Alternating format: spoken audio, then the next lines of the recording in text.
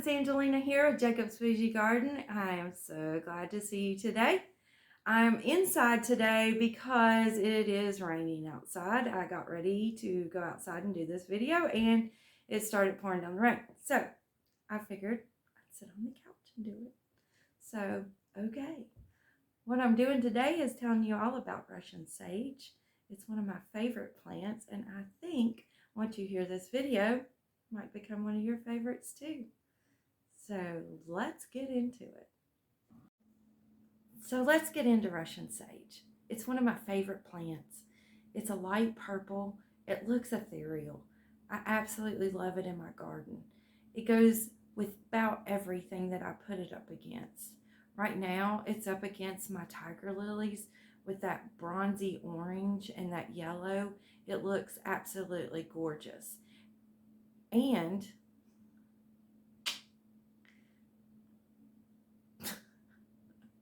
I'm trying not to sound like a school teacher, but it's interesting. I love the fact that I know so much about this plant. Do you ever just want to know something and you just start looking it up and you're reading about it and you're like, oh, I want to share that with the world? So, that's kind of what I did. But anyway, it's a full sun plant. It's the best plant because you don't have to do anything to it. You don't have to fertilize. You don't have to worry about drought because they're drought tolerant. You don't have to do anything. It is a maintenance-free plant.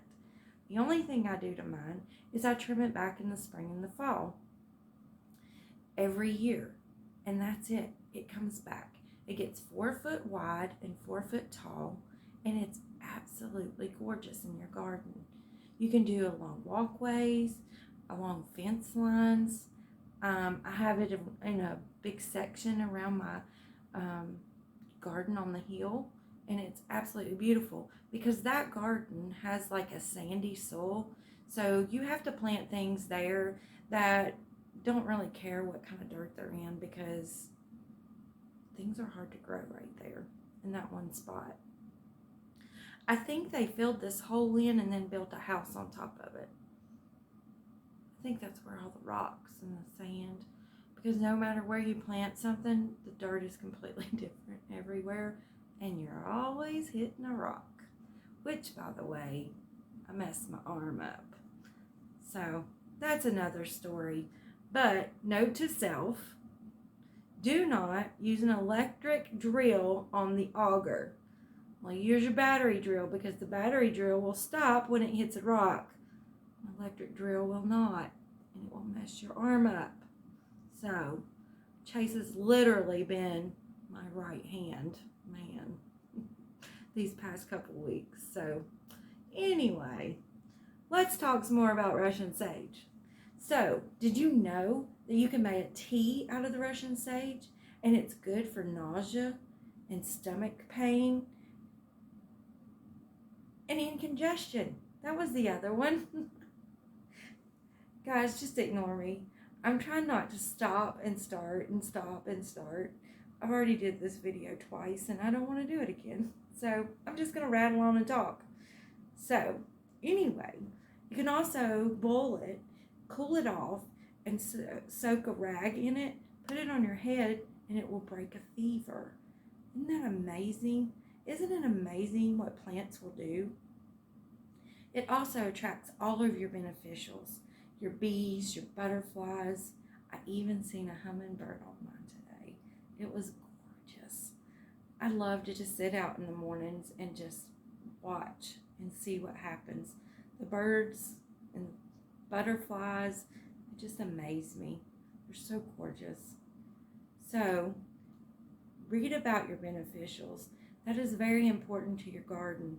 And also, understand what bees are here for. We all need bees, and if we don't have bees, we can't function.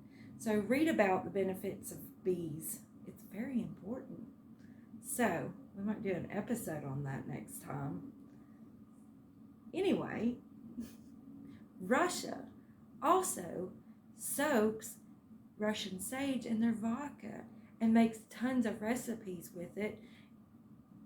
Oh, makes tons of alcoholic recipes with Russian sage, which is very interesting. Other cultures smoke it. Hey, I'm not judging. You do whatever you want. I'm not doing that. So anyway, I thought you should know. Also, your Russian sage detracts deer, rabbits from your garden, which is fantastic, especially in our area. We have deer and rabbits together, living all together in my garden. Actually, they've done pretty good. They've stayed across the driveway on the bank, eating something over there, and they've kind of stayed out of my garden.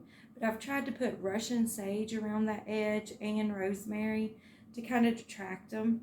So far it's working. I don't know if it'll continue to work, but so far. So far I haven't given them anything to munch on, so hopefully they'll just stay on their side of the driveway. So anyway, I hope you've learned something about Russian sage and you can enjoy it in your garden too. It's absolutely beautiful, and I will be planting more Russian sage. You guys have a wonderful day. Don't forget to like and subscribe, and I'll see you next time. Bye now.